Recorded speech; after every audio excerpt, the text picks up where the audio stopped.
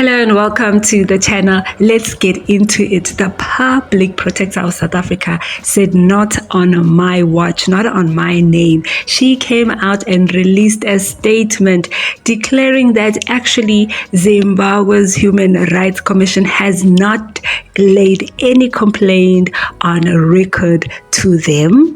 And in fact, she went on to say that the last time that they spoke was in 2024 and it had nothing to do with the current issue that is happening in South Africa. They were asking for tips basically, but she did not spare any detail. We'll take a look at this statement, and of course we see Rutendo coming in to comment on this issue and how the human rights went on and made claims that they helped South Africa in supporting apartheid. You know, the usual blackmail line, but it is on record where their leaders, especially Mugabe, made it clear that they will not assist South Africans. We'll take a look at those sentiments as well. But what still continues is Operation Dudula, March on March, and now there's also another march that is specifically targeted at Cyril Ramaphosa. Let's take a look at this. Give this video a thumbs up as we do that. What about your relations with South Africa? Are you going to provide shelter to armed guerrillas who want to fight against the South African government's policies?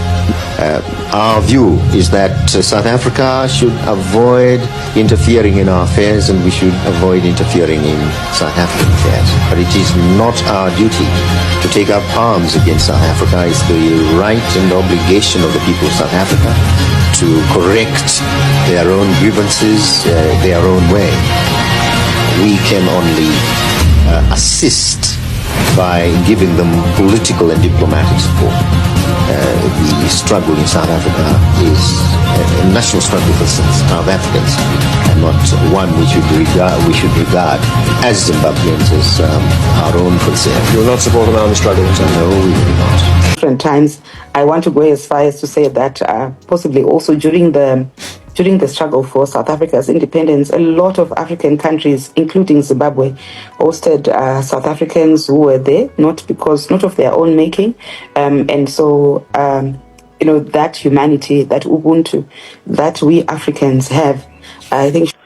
So yes, it is partially true that our assistance to the South Africans was that we harbored them in our countries to protect and defend them from the Boers who they were afraid to fight. But the more important truth that is not being said there is we actually fought wars and defeated the Boers to give South Africa liberation. We had to spill blood because when South African exiles went into Zimbabwe, Mozambique, Angola, Botswana, Lesotho, the Boers told our governments not to look after the ANC MK. And they said that if we looked after them, they would attack us. But if we didn't look after them, they would do business with us. We refused and we created SADC, and SADC was created to destroy apartheid. We also had to fight a war in our own country in a place called Matabeleland against Nguni-speaking people of Matabeleland who had partnered with the Boers, the same way that you know that Inkatha partnered with the Boers to try and stop independence in South Africa. The people of Matabeleland, some of them, went into cahoots with the apartheid government. The Boers and the Western powers have continued to lie that there was a genocide in Matabeleland. But you must go and read the Catholic Commission report. It tells you the truth. That's why you had the arms deal in South Africa to replace all the military equipment of the Boers that had been destroyed by African countries to give you your independence. Jacob Zuma did not fight nothing. MK did not fight nothing. Chris Hani did not fight nothing except a few battles for your freedom.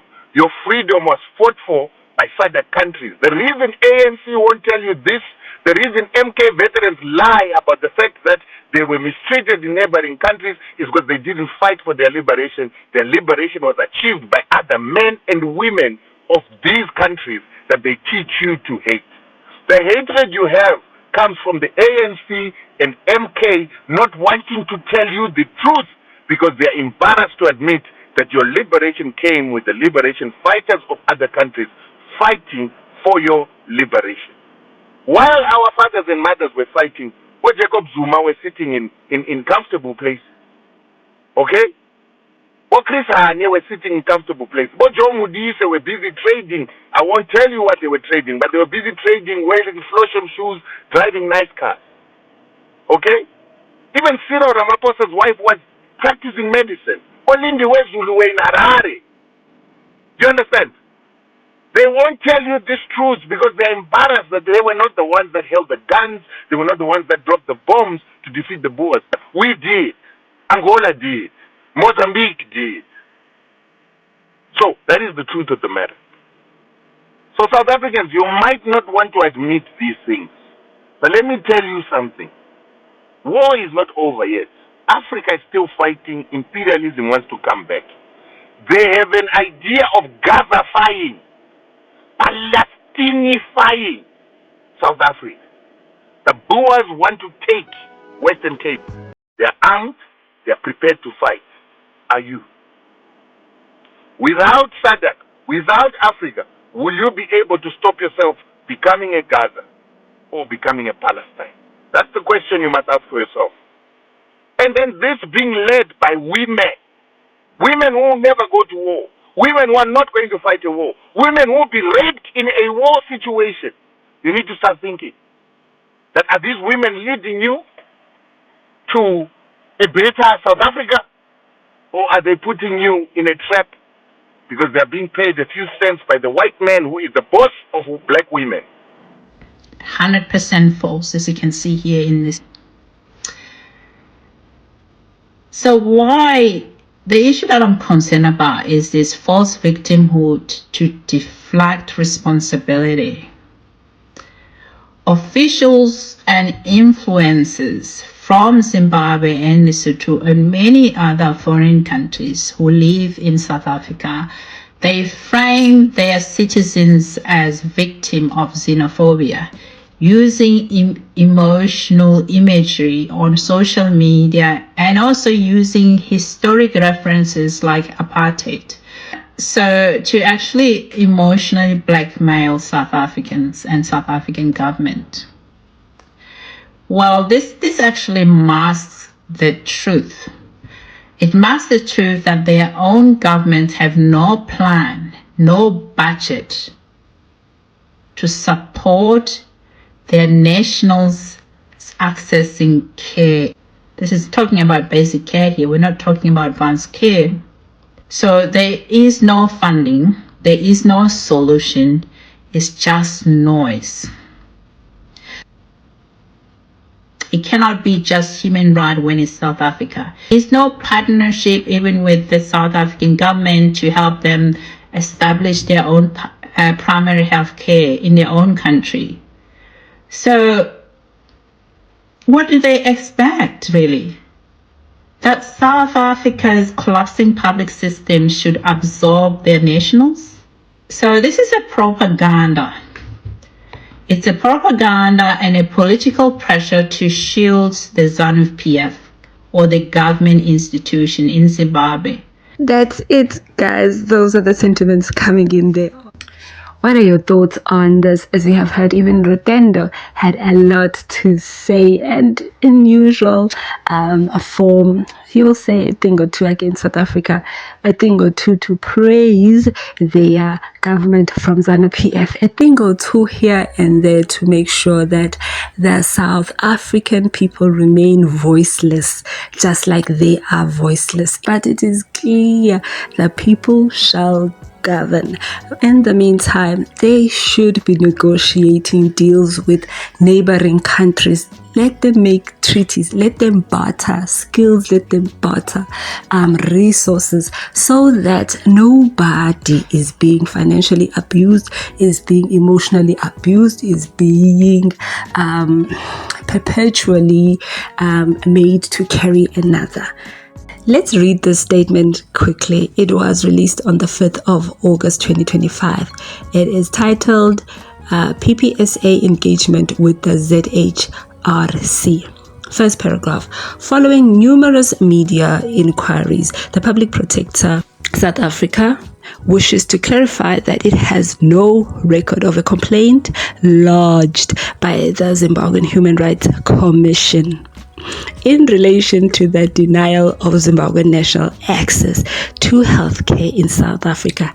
Nazo, lies detected already. Next paragraph. On the 10th and 11th of September 2024, the PPSA hosted a ZHRC delegation as part of a benchmark visit initiated by the ZHRC, as we have done with other institutions with a similar mandate from other parts of the world. At the same time, the PPSA hosted an ombudsman delegation from another African country. So basically, they are saying in that paragraph that they were not special. Secondly, they decided to banga them. They banged them with an ombudsman as a human rights commission and a public protector of another country. They were mixed together with ombudsman people. Spicy. Let's go to the next paragraph. The visit covered several issues commonly shared between institutions with a similar mandate, including but not limited to best practices within the environment, corruption, as well as challenges relating to service delivery in both countries, among those being healthcare systems. Consequently, and upon the request of the ZHRC on the 14th of October 2024, the PPSA shared documents with the ZHRC that would assist to strengthen the ZHRC institutional capacity to investigate malfeasance in its own country. At no point did the discussion then, nor recently, focus on denial of Zimbabwean national access to healthcare services in South Africa. Next paragraph. Rather, the discussions were about, amongst other things, the state of healthcare systems in both countries. Accordingly, the PPSA also referred to its own investigations into the state of healthcare systems in South Africa as a guide for the ZHRC to investigate same in its own country. Spicy.